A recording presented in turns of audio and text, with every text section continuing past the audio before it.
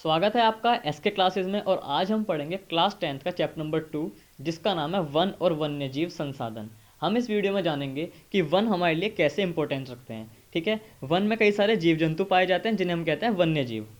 हमारी पृथ्वी के ऊपर कई सारी वनस्पतियां पाई जाती हैं, कई सारे जीव जंतु पाए जाते हैं और कई सारे बैक्टीरिया और जीवाणु पाए जाते हैं। ये सभी आपस में जो है एक दूसरे पर डिपेंड रहते हैं। अगर इनमें से कोई भी एक चीज़ पूरी तरह से पृथ्वी से गायब हो जाए तो पृथ्वी पर जीवन रहना असंभव है।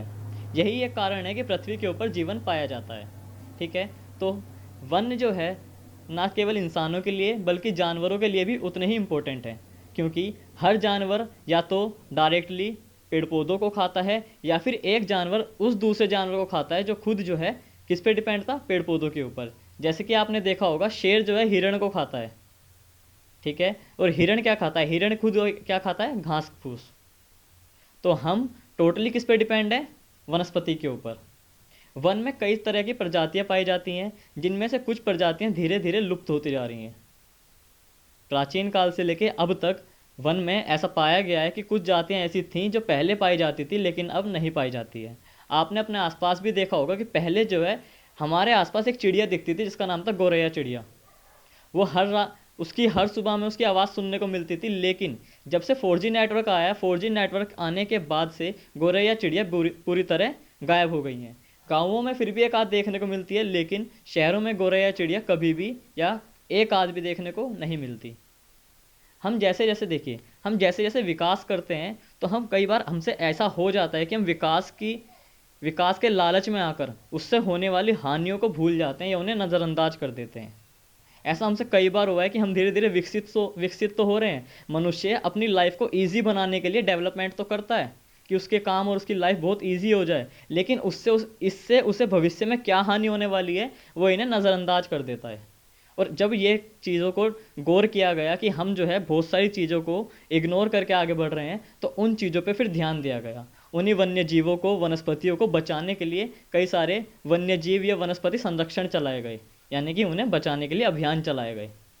ठीक है, तो हम पढ़ते हैं इसी वीडियो में कि ऐसे कौन सी प्रजातियां जो लुप्त हो रही हैं, कौन सी प्रजातियां लुप्त हो चुकी हैं।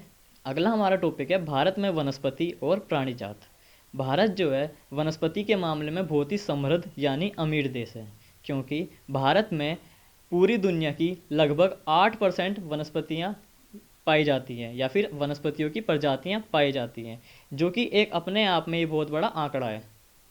क्योंकि भारत में कई सारी वनस्पतियाँ पाई जाती हैं, इसी वजह से भारत में वनों में रहने वाले वन्य जीवों की भी अधिक से अधिक प्रजातियाँ पाई जाती हैं। ऐसा ही कुछ कहा जाता है एशियाई चीता के बारे में, जो पहले भारत में और एशिया में मिलता था, लेकिन वो अब लुप्त हो चुका है। यानी कि एशियाई चीता अब किसी एशिया में कहीं भी दिखाई नहीं देता। बहुत से लोगों को कन्फ्यूज़न होती है चीता और बाघ को लेकर। ठीक है, बहुत से लोग जो है इस चीज़ को लेकर भ्रमित रहते हैं। वो कई कई बार तेंदुए को ही क्या कह देते हैं, चीता कह देते हैं। ध्यान रखिएगा, जिसके आँख से लेकर मुंह तक एक आंसू की धारी की खिंची होती है काले रंग की, वो होता है चीता। आँख से लेके उसकी नाक तक जो काले रंग की धारी खिंची होती है उसे हम कहते हैं चीता। और बाकी जो अलग होता है, जो सेम उसी प्रकार का दिखता है लेकिन उसकी आँख के आसपास आंसू वाली धारी नहीं होती, उसे हम कहते हैं तेंदुआ। तो भारत में जो पाए जाते हैं वो हैं तेंदुए और बाघ। चीता अब किस एशिया में कहीं भी दिखाई नहीं देता। चीता जो है विश्व का सबसे तेज भागने वाला जानवर है, जो कि अब एशिया से गायब हो चुका है। ठीक है, ये है हमारी एक लुप्त प्रजाति का हिस्सा। तो भारत में कौन कौन सी प्रजातियां पाई जाती हैं और कैसे कैसे उन्हें किन किन भागों में बांटा गया है उनके लुप्त होने के आधार पर, इसको हम आगे पढ़ते हैं। देखिए, भारत में जो है वनस्पति का सबसे ज़्यादा नुकसान जो है उपनिवेश काल में हुआ है। उपनिवेश काल उस काल को कहा जाता है जब अंग्रेजों ने हमारे देश पे राज किया था, या जब कोई दूसरा देश किसी देश पे राज करता है तो उसे कहते हैं हम उपनिवेश। तो जब अंग्रेजों ने हम पे राज किया, उस टाइम पे अंग्रेजों ने कई सारी रेलगाड़ियाँ बनाई थी या फिर रेलगाड़ियों के मार्ग बिछाए थे। तो जो पहले जो रेल की पटरी बनाई जाती थी वो लकड़ी से बनाई जाती थी, जिसके चलते वनों को बहुत ज़्यादा काटा गया। ठीक है, बहुत सारी रेलगाड़ियाँ चलाई गई, कई सारे खेती करी गई। तो खेती करने के लिए भी अंग्रेज क्या करते थे, वनों को कटवा देते थे और उन पर खेत बनवा देते थे। इससे जो है भारत में वनों की संख्या बहुत कम हो गई है। इसी वजह से अब भारत को 24% हिस्सा रखने की सलाह दी गई है या फिर कहा गया है कि उसे अपनी ज़मीन का 24% पे वन उगाने हैं, जबकि ऐसा अभी भी संभव नहीं हुआ है। ठीक है, देखिए प्रजातियों का लुप्त होना काफ़ी लंबे टाइम से चला आ रहा है, लेकिन हमारा इसके ऊपर ध्यान अभी जाकर गया है। और अब भी जो है हम केवल इसमें बड़े बड़े या फिर ऐसे जानवरों या वनस्पतियों को जान पाते हैं जो हमें आसानी से दिखाई दे जाती हैं, लेकिन बहुत छोटे छोटे ऐसे जीव जंतु होते हैं, वनस्पतियाँ होती हैं जो हमें दिखाई नहीं देती और जिनकी तरफ हमारा ध्यान भी नहीं जाता, लेकिन वो हमारे लिए इम्पोर्टेंट होते हैं। तो अभी भी हमारा ध्यान केवल जो हमें दिखाई दे रहा है, जो वनस्पतियाँ बड़ी और जो जानवर साइज में बड़े होते हैं, जिन्हें हम देख पाते हैं, हमारा ध्यान अब भी केवल उन्हीं तक गया है। ठीक है, तो हम जानते हैं कि वनस्पतियों को या फिर जानवरों को कितने भागों में बांटा गया है लुप्त होने के आधार पर। देखिए IUCN जो कि एक संस्था है, उसने इन प्रजातियों को 6 भागों में बांटा है। इसमें से पहली प्रजाति आती है हमारी सामान्य प्रजाति। वो प्रजाति जो सामान्य है, यानी जिनकी संख्या सामान्य रूप से अभी ठीक है, उसे हम रखते हैं सामान्य प्रजाति में। जैसे कि गाय, भैंस, भेड़, बकरी, ये सब भी सामान्य है, तो इन्हें हम किस में डालेंगे? सामान्य प्रजाति में। दूसरा इसमें आता है हमारा संकटग्रस्त प्रजातियां।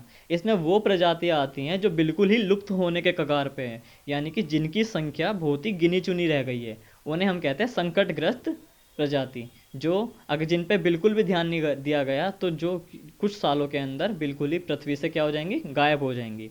ठीक है, तीसरा है सुभेद प्रजातियां। सुभेद प्रजातियां में उन्हें ऐड करते हैं जिनकी संख्या धीरे धीरे कम होती जा रही है, यानी अब तक ये ठीक थे लेकिन अब इनकी संख्या भी क्या कम होनी शुरू हो गई है। इसमें जैसे सबसे बड़ा एग्जाम्पल आता है इंडिया में गंगा नदी में पाई जाने वाली डॉल्फिन। गंगा नदी में पाई जाने वाली डॉल्फिन भी धीरे धीरे कम होती जा रही हैं। ठीक है, तो इन्हें हम किस में रखते हैं? सुभेद प्रजाति में। इससे अगला होता है हमारा दुर्लभ प्रजातियाँ। दुर्लभ प्रजातियाँ वो होती हैं जिनकी संख्या धीरे धीरे घट रही है और बहुत ही कम संख्या रह गई है। देखिए, जो घटने शुरू हुए हैं उन्हें हम कहते हैं सुभेद प्रजाति, जो घटते घटते कम हो गए उन्हें हम कहते हैं दुर्लभ प्रजाति, और जो घटते घटते इतने कम हो गए कि बिल्कुल ही गायब होने वाले हैं उन्हें हम कहते हैं संकटग्रस्त। तो इनमें कंफ्यूज मत होना। देखिए, इन तीनों में कंफ्यूज मत होना, क्योंकि इन्हें जो है प्रजातियों के घटने के आधार पर बांटा गया है। किन किन को? सुभेद प्रजाति को, दुर्लभ प्रजाति को और संकटग्रस्त प्रजाति को। लेकिन सुभेद प्रजाति वो प्रजाति है जो धीरे धीरे घटनी शुरू हुई है। ठीक है, और दुर्लभ प्रजाति वो प्रजाति है जो धीरे धीरे काफ़ी घट गई है। तीसरी आती है संकटग्रस्त प्रजाति। संकटग्रस्त प्रजाति यानी कि वो प्रजाति जिसके ऊपर संकट मंडरा रहा है, अब जिस पे ध्यान ना दिया गया तो वो बिल्कुल ही पृथ्वी से क्या हो जाएगी? गायब हो जाएगी, और हमारे भविष्य में आने वाली पीढ़ियों को कभी भी देखने को नहीं मिलेगी। ठीक है, ये हो गई हमारी 4 प्रजातियाँ। इससे अगली आती है स्थानीय प्रजाति। आपने देखा होगा कुछ प्रजातियाँ ऐसी होती हैं जो केवल कुछ खास स्थानों पे पाई जाती हैं, जैसे कि निकोबार में पाया जाने वाला कबूतर, जिसे निकोबारी कबूतर कहा जाता है, वो केवल कहाँ पाया जाता है? निकोबार द्वीप पर। ठीक है, इसे हम कहते हैं स्थानीय प्रजाति। वो प्रजाति जो किसी खास स्थान पे पाई जाए स्थानीय प्रजाति कही जाती हैं। और इससे अगला है हमारा लुप्त प्रजाति। लुप्त प्रजाति यानी वो प्रजातियां जो लुप्त हो चुकी है, जैसे कि मैंने अभी आपको बताया था एशियाई चीता जो कि पूरे एशिया से अब गायब हो चुका है, उसे हम अब किस में डालते हैं? किस में ऐड करते हैं? उसे हम किस में ऐड करते हैं? लुप्त प्रजाति में।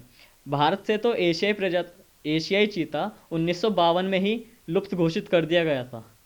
1952 से ही ये मान लिया गया था कि भारत में जो है अब एशियाई चीता नहीं पाया जाता। ठीक है, ये था हमारा इस चैप्टर का फर्स्ट पार्ट, जिसमें हमने वन हमारे लिए कैसे इंपॉर्टेंट है और वन में पाई जाने वाली प्रजातियों को किन आधारों पे बांटा गया है ये पढ़ा। अब अगली वीडियो में हम जानेंगे कि इन प्रजातियों के गायब होने के क्या क्या कारण थे और इन प्रजातियों को बचाने के लिए अब क्या क्या अभियान चलाए गए हैं। तो इस वीडियो को देखने के लिए धन्यवाद। मिलते हैं अपनी अगली वीडियो में, तब तक के लिए गुड बाय।